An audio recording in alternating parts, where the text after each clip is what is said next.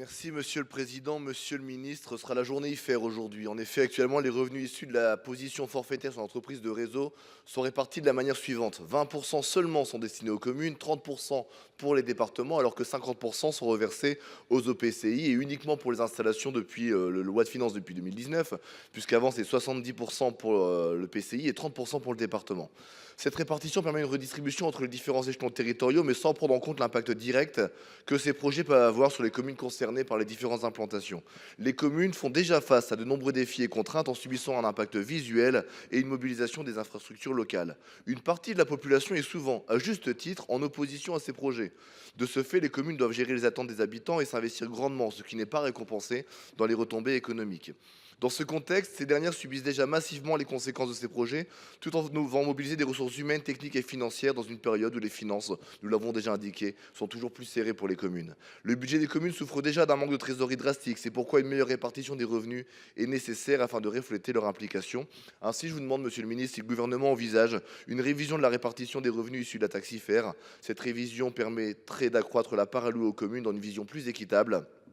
Il s'agirait ainsi, par exemple, de porter la part communale et intercommunale à 35% chacune, en laissant 30% au département pour l'ensemble du parc éolien. Cela ne revient pas à diminuer les recettes globales, mais à les redistribuer de manière plus juste pour une meilleure retombée économique locale. Je vous remercie. Merci, Monsieur le Ministre.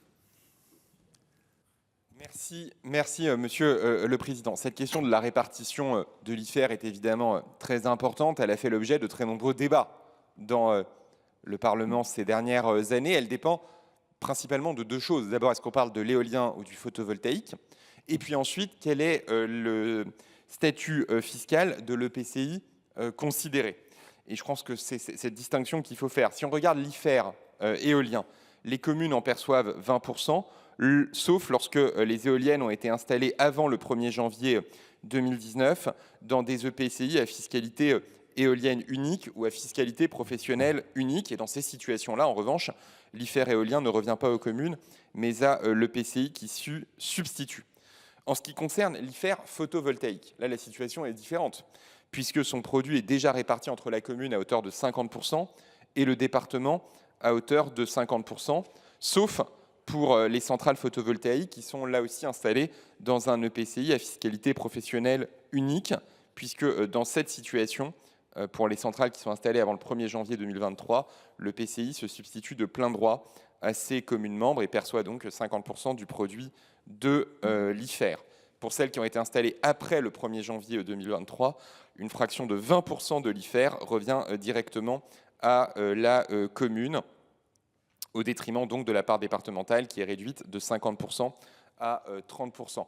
Je rappelle ces éléments-là pour montrer la complexité du sujet, et il y avait été trouvé entre 2019 et 2022 un consensus, en tout cas la base la plus large possible au Parlement pour répartir entre ces trois échelons, communes, EPCI selon la fiscalité, et ensuite évidemment le département, puisqu'il faut à la fois assurer le partage de la valeur, soutenir l'intégration fiscale des EPCI quand celles-ci ont fait ce choix, et évidemment trouver bon maillage territorial entre communes et départements.